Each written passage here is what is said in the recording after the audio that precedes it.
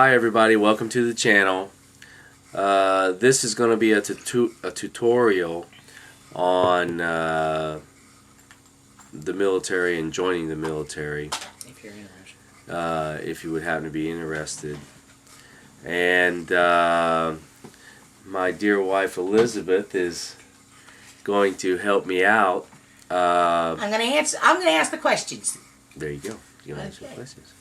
So if you're ready, these are what? Good points on joining the military, preferably the Air Force is my favorite. Obviously, I spent over 22 years in it and had a lot of fun. Okay.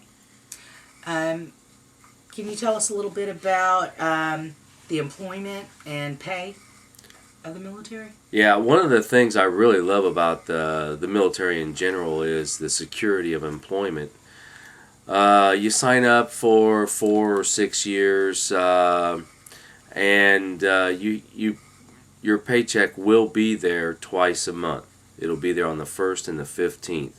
You never have to worry about if your employer's going to have the money, or if the company's going under, or if you're going to get laid off. It's not going to happen. What was the other one? What about the pay? Is it good or is it? Actually, the pay is pretty decent these days, especially. I Googled my pay when I went in 1975, and I was getting $361 a month, and honestly, I didn't know what to do with it all. Now they start off at close to $1,200 a month, and there's regular promotion. The promotion rates are set up. At 6 months, you'll get it depends on your enlistment. If you sign up for 6 years, like our son did, he got his 2 stripes at the 6-month point, and that jumps it up quite a bit, about $250, $300, something like that. So you're making around, I think he's making around $1,700 a month, and it doesn't. That may not sound like a lot of money, but figure in the fact that you're not paying rent because they give you a dorm room. You don't have to pay any utilities. You don't have to worry about any medical cost or dental cost, eye care, anything like that. What about food? And they give you a meal card. Thank you. They give you a meal card for your meals, so basically what it comes down to is your paycheck is basically spending money. Everything is taken care of. You do have to take care of your uniform, so you'll have the minor stuff, putting them in the dry cleaners and stuff like that, but that's a few dollars a week. And if you want to go to the BX or commissary and get something to eat and take it back to your dorm room, that's fine too. You can spend some money. How about traveling? Yeah, it's one of my favorite things, travel.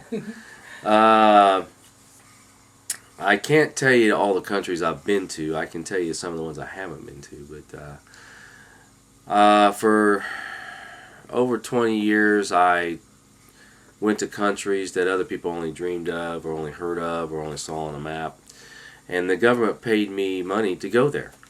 The military did, and sometimes we would only be there for a couple weeks. Sometimes we would be there for months on end. It just depends. Some of the countries I've been to: Saudi Arabia a couple times, Honduras a couple times, El Salvador, Korea many times. I lived there for 6 years. Japan, Malaysia, Singapore, Philippines. Philippines was got shortened by the volcano blowing up there.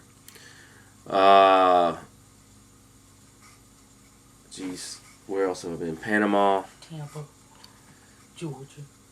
Well, I've been a lot of places in the States too. You don't want to go through all your TDYs either. Yeah.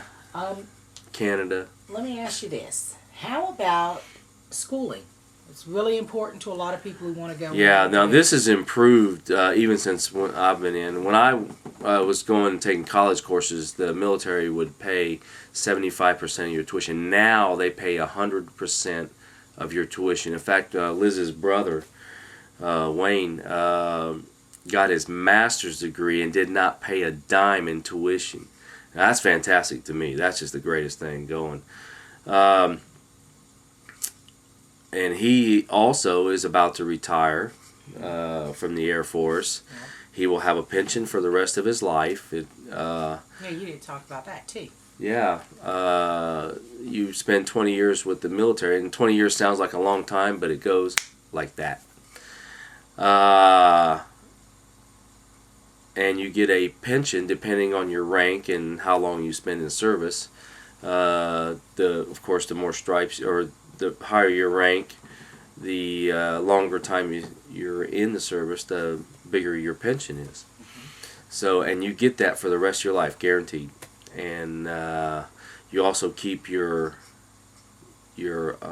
medical, and they have a dental plan also. Commissary privileges. You keep commissary, which is a lot cheaper than anywhere else. Yeah. BX, and it really works out well. All that together. Can you go over the ASVAB scoring and what they take as far as high school diplomas and all that? The ASVAB is a adaptability test that the armed forces have, and basically it tells them how well you do at certain things. And there's no real, I don't know, they go by the ASVAB to see what career fields you are qualified for. In other words, the higher your score on the ASVAB, the more career fields you would be eligible for. To get in the Air Force, you must have a minimum score of 36, and that's the highest one, other than the Coast Guard, which is a 40. The Army, you must have a 31. The Navy and Marines, you must have a 35.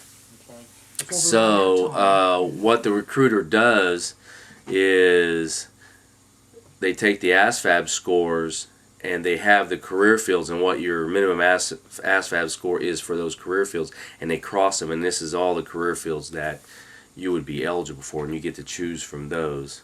The way the Air Force does it these days is you choose 5 career fields, and they guarantee one of the 5. And now there's a trick to that, and it's how I got my son into the career field that he wanted to be in.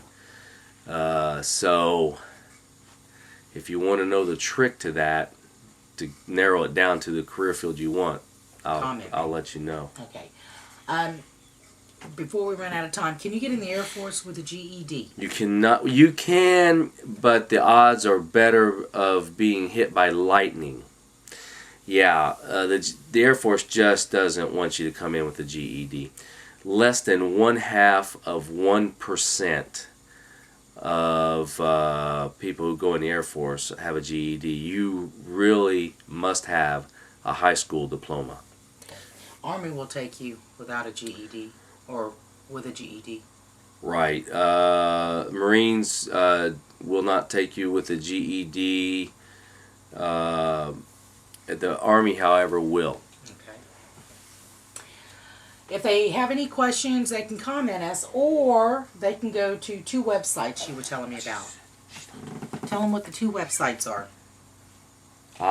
If you need help with studying with the ASVAB or connecting a recruiter, go to military.com or just Google ASVAB and spell ASVAB.